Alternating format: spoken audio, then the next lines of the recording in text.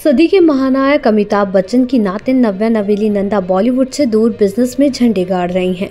नव्या नवेली नंदा सम्यक चक्रवर्ती की निमाया युवा महिलाओं को अपना करियर शुरू करने में मदद कर रही हैं।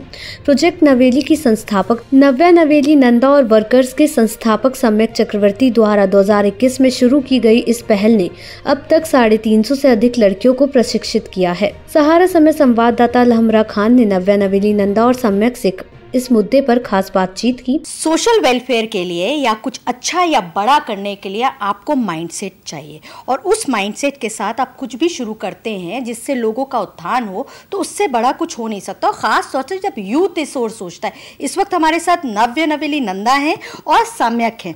सबसे पहले हम आपसे जानेंगे Navya, what is the concept, what is the idea behind doing this huge project?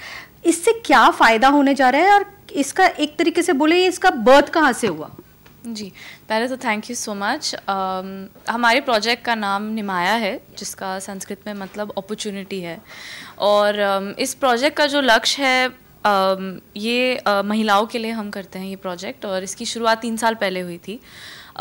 सबसे पहले तो जिस विषय पर हम बात करेंगे वो ऑटोमेशन टेक्नोलॉजी। आज की दुनिया में हम सुनते रहते हैं कि एआई, रोबोट्स, इन चीज़ों के बारे में चर्चा होती है बहुत न्यूज़ में भी। और हम ये भी सुन रहे हैं कि एआई और रोबोट्स आज नौकरियां ले रही हैं, क्योंकि अभी सारी चीज़ें चैट जीपीटी पे लिखकर हो जाता है फटाफट, या रोबोट्स अभी चीज़ें कर रहे हैं जो अभी इंसानों की ज़रूरत कम होती जा रही है टेक्नोलॉजी की वजह से। और इसकी वजह से एक समस्या पैदा हो गई है, जिस अनएम्प्लॉयमेंट, जहाँ पे स्पेशली युवा पीढ़ी को नौकरियां नहीं मिल रही हैं इस वजह से। तो हमारा लक्ष्य निमाया के द्वारा यही है कि हम ऑटोमेशन को कैसे हरा सकते हैं, हम इंसानों को और स्पेसिफिकली महिलाओं को कैसे आज की दुनिया में, जहाँ आज की काम की जो जगह है, उसमें आगे कैसे बढ़ाएं। वो एआई के साथ काम कर सकती हैं। हम नहीं चाहते कि हमारी महिलाएं रिप्लेस हो जाए, ऐसे हम नहीं चाहते कि रोबोट्स उनकी नौकरियां ले। तो वो एआई के साथ या टेक्नोलॉजी के साथ कैसे काम कर सकती है, ये प्रोग्राम का लक्ष्य है। और दूसरा लक्ष्य प्रोग्राम का है, और एक चीज़ जो सम्यक और मैं दोनों बहुत बहुत मानते हैं कि आप कहाँ से आते हो, आपका बैकग्राउंड क्या है, आप किस स्थिति से आते हो, किस स्थिति में पैदा हुए हो। हम नहीं चाहते कि वो आपके सपनों के बीच में आए। हम नहीं चाहते कि आप के बैरियर्स या कोई भी लिमिटेशन आपको अपने सपनों तक पहुंचने के लिए लिमिट करे। और निमाया यही अपॉर्चुनिटीज़ देती है हमारी महिलाओं को कि हम चाहते कि आप जो भी हो, जहाँ से भी हो, आप का जो भी सपना है, हम आपको वहाँ तक कैसे पहुँचा सकते हैं और वो अपॉर्चुनिटी आपको कैसे दे सकते हैं। तो यही निमाया का लक्ष्य है। ओके, सम्यक, ये पूछेंगे हम आपसे कि निमाया का लक्ष्य के बारे में इन्होंने बताया। आप कैसे केटर करते हो, किस क्लास को केटर करते हो, कैसे लोग आप तक रीच करेंगे? तो इसमें मैं आपको 2 बड़ी अच्छी बातें बताना चाहूँगा। पहले तो कि हम ये क्या सिखाते हैं। तो निमाया का फोकस एरिया है सॉफ्ट स्किल्स।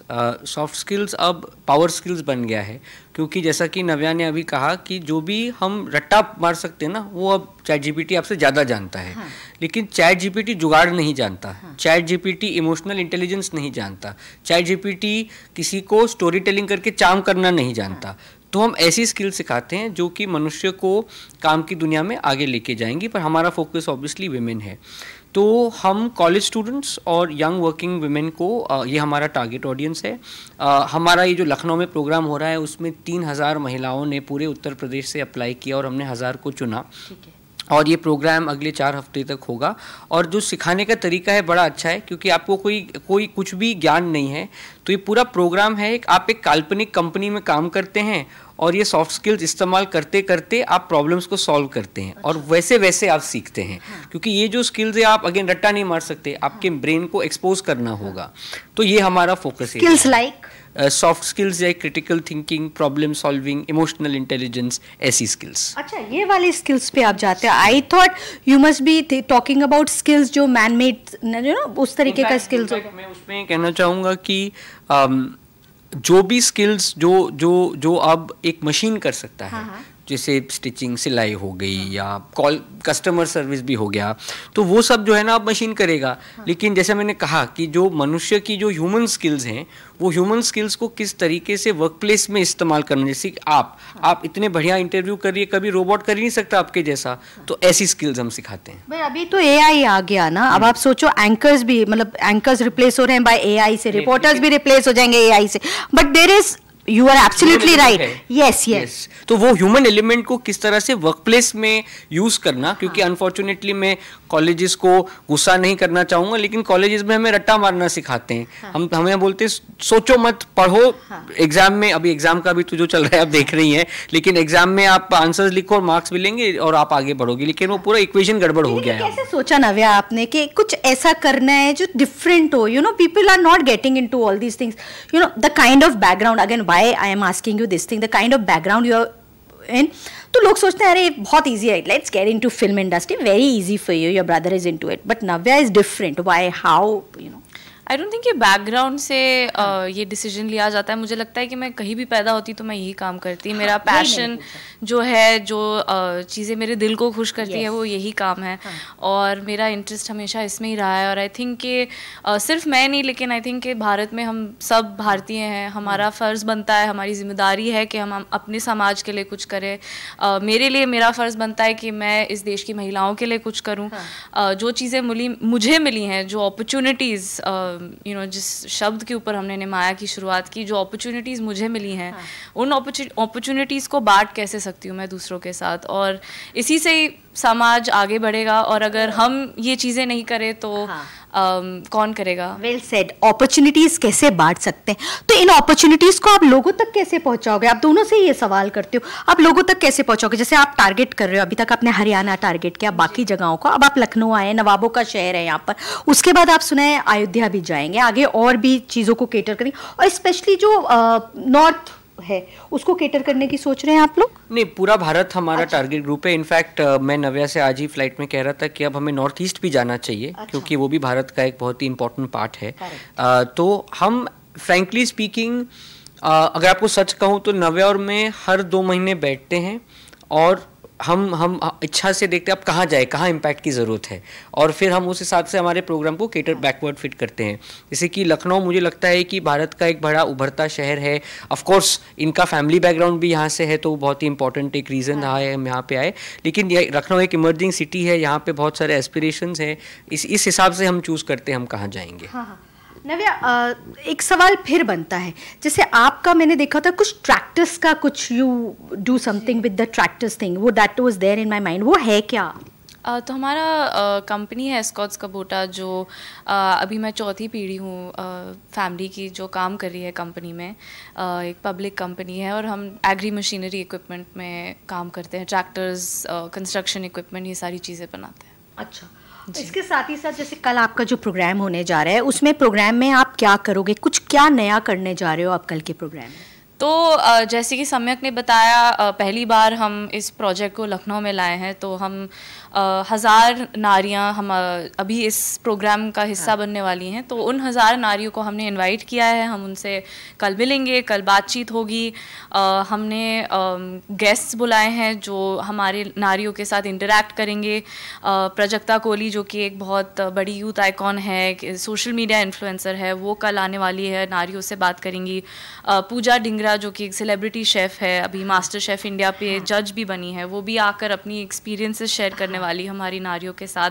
तो ये एक अवसर है, हम हमारे नारियों से जो अभी प्रोग्राम में अगले 2-3 महीनों में हिस्सा लेंगे, वो उनसे मिलने का, बात करने का एक बहुत अच्छा इनिशिएटिव है। क्योंकि हम देखते हैं लोग, जो यूथ है ना, वो भागता है फैशन शो में, यू नो, बड़े शोज जो होते हैं उसकी ओर जाता है, स्टैंड अप कॉमेडियन के शोज देखते हैं। तो आपको क्या लग रहा है कि अभी यूथ को टारगेट कर लोगे आप? देखिए, 2 बात, फैशन शो जाना गलत नहीं है, मज़े करना गलत नहीं है, लेकिन ये सब करने के लिए पैसा चाहिए, पैसे के लिए नौकरी चाहिए। तो आई थिंक कनेक्ट करना है, aspiration with employment and employability are actually connected. So I think हम तो काफ़ी अच्छे से जैसे हमने कहा कि ये प्रोग्राम जो कल हो रहा है, जो ट्रेनिंग प्रोग्राम स्टार्ट हो रहा है, 3000 महिलाओं ने अप्लाई किया है, और 3000 इतनी एस्पिरेशनल और एम्बिशियस महिलाओं ने अप्लाई किया कि चुनना मुश्किल हो गया था। तो ये प्रॉब्लम तो मुझे नहीं लगता। What the hell, Navya, podcast मैंने देखा और आपका मैंने दोनों। निमाया के बारे में हम that's okay, I will just connected with females only ना। Just nothing to do with her, grandmother. No, nothing. I didn't ask earlier also. Okay. I know that. ठीक है. What the hell, नव्या? उसमें मैंने देखा women centric ही था. It was like Jaya Bachchan. It was like your mom was, Shweta Nanda was there. And जो आपने questions पूछे थे, that was women centric, कि किस तरीके से वो घर को देखती हैं, बाहर को देखती हैं. So do you think this is also something which is required now? क्योंकि ये जो आपका प्रोग्राम है वो women centric है. Overall भी things should be women centric होना चाहिए. जी, आई थिंक कि पॉडकास्ट का भी लक्ष्य यही था कि हम इन चीज़ों पर बातचीत करें जो कि आज की दुनिया में बहुत रेलेवेंट है. जिन टॉपिक्स के बारे में हमने बात की है, वर्किंग विमेन, वो हमारे प्रोजेक्ट से भी बहुत रिलेटेड है, क्योंकि हम चाहते हैं कि ज़्यादा नारियाँ इंडिया की वर्कफोर्स ज्वाइन करें, पार्टिसिपेट करें, नौकरियाँ लें, उनको नौकरियाँ मिले. मुझे ऐसा भी लगता है कि जो सॉफ्ट स्किल्स की बात हो रही है, क्रिएटिव थिंकिंग, इमोशनल इंटेलिजेंस, मुझे ऐसा लगता है कि ये महिलाओं में अंदरूनी है. हम जैसे इमोशनली इंटेलिजेंट है, या घर पे अगर हम अपनी मम्मी या नानी को देखें फॉर एग्जांपल, वो जैसे घर चलाती हैं, वो एक सीईओ कंपनी उसी तरीके से चलाता है. टाइम मैनेजमेंट या लोगों को संभालना या लोगों के इमोशंस को संभालना, आई थिंक कि ये सारी जो स्किल्स हैं, आई थिंक महिलाओं में अंदरूनी है, जन्म से है. और हमारे निमाया प्रोजेक्ट का लक्ष्य यही है कि इन स्किल्स को एक काम की सेटिंग में कैसे यूज़ किया जाए, वो ही हम सिखाना चाहते हैं इस प्रोग्राम. चलिए, आप दोनों से आखिरी सवाल कर रही हूँ मैं, क्या आप लोगों से क्या कहेंगे, महिलाओं से क्या कहेंगे, सो दैट वो आपके साथ जुड़ें, आपको रीच करें, वो कैसे आप तक पहुंच सकते हैं? मैं बस यही बोलना चाहूँगी कि जो निमाया है, जो हम काम करते आ रहे हैं 3 साल से, जैसे कि मैंने शुरुआत में भी बोला कि वो उस सपने तक पहुँचाने की कोशिश है. तो अगर आपका एक सपना है, अगर आप कुछ करना चाहती हैं लाइफ में, हम आपको बिल्कुल हेल्प करने की कोशिश करेंगे, उस सपने तक ज़्यादा पास लाने की कोशिश करेंगे. हम जितना कर सकते हैं हम बिल्कुल कोशिश करेंगे. तो अगर आपका एक सपना है, अगर आपको कुछ करना है, बिजनेस खोलना है, या आपको प्रोग्राम इसलिए लेना है क्योंकि आपको ये सारी स्किल्स सीखनी है, तो हम बिल्कुल आपके लिए हाजिर हैं. आपको हमारा प्रोग्राम ज्वाइन करना है तो आप हमारे वेबसाइट पर जा सकते हैं, nimaya.org. वहाँ पर हमारी सारी इन्फॉर्मेशन है. एक फॉर्म भी है, अगर आप इंटरेस्टेड हैं प्रोग्राम ज्वाइन करने के लिए तो आप वो फॉर्म भर सकते हैं, और हम इन टच में रह के डेफिनेटली कोशिश करेंगे कि आपको हमारे कोहॉर्ट में डालें. मैं एक्चुअली यूपी की युविकाओं के माँ बाप से बात करना चाहता हूँ आपके माध्यम से, कि शायद जो आप हैं, आपको बताया होगा कि डिग्री प्राप्त करो, अच्छे मार्क्स लाओ और आप जीवन में सक्सेसफुल होंगे. लेकिन अब रोबोट ने आके, ऑटोमेशन ने आके वो इक्वेशन बदल दिया है. जैसा मैंने कहा कि अब डिग्री नहीं, अक्ल सबसे बड़ा क्वालिफिकेशन है. तो आपकी लड़कियों को बाहर भेजिए, उन्हें अलग अलग एक्सपीरियंसेस को प्राप्त करने दीजिए, उन्हें कंप्यूटर खरीद के दीजिए ताकि वो दुनिया के बारे में जाने. क्योंकि हर एक नौकरी के लिए 250 से अधिक एप्लीकेंट्स हैं. तो जो एक चुनी जाएगी उसमें वो कुछ एक्स्ट्रा या तड़का होना चाहिए सीवी पे, प्रोफाइल पे. तो वो तड़का है एक्सपोजर और सॉफ्ट स्किल्स. तो आप उन्हें प्लीज़ उस पर प्रोत्साहन दीजिए. बिल्कुल. देखिए, आज के यूथ की जब हम ये माइंडसेट देखते हैं और जब हम ये देखते हैं कि ये उस माइंडसेट के साथ काम कर रहे हैं कि वो लोगों को केटर करें, लोगों को जॉब दिलवाएं, तो शायद इससे बड़ा लक्ष्य और कुछ नहीं हो सकता. उम्मीद यही करते हैं जो यूथ हैं, जो इस प्रोग्राम को देख रहे हैं, वो ये समझें कि किस तरीके से लोगों तक पहुंचा जा सकता है, क्रिएटिविटी किस तरीके से आप लोगों तक पहुंचा सकते हैं. तो फिलहाल यहीं पर करेंगे विराम, और उम्मीद यही करते हैं कि ये दोनों अपने इस लक्ष्य को कामयाब बनाएं और ज़्यादा से ज़्यादा लोगों को नौकरियां भी दिलवाएं, क्योंकि इस वक्त देश में सबसे बड़ी चर्चा का जो विषय है वो है बेरोजगारी. सहारा समय के लिए लखनऊ से कैमरामैन रजनीश कुमार के साथ तलहमरा खान. देश दुनिया की ऐसी ही तमाम खबरों के लिए देखते रहें समय डिजिटल.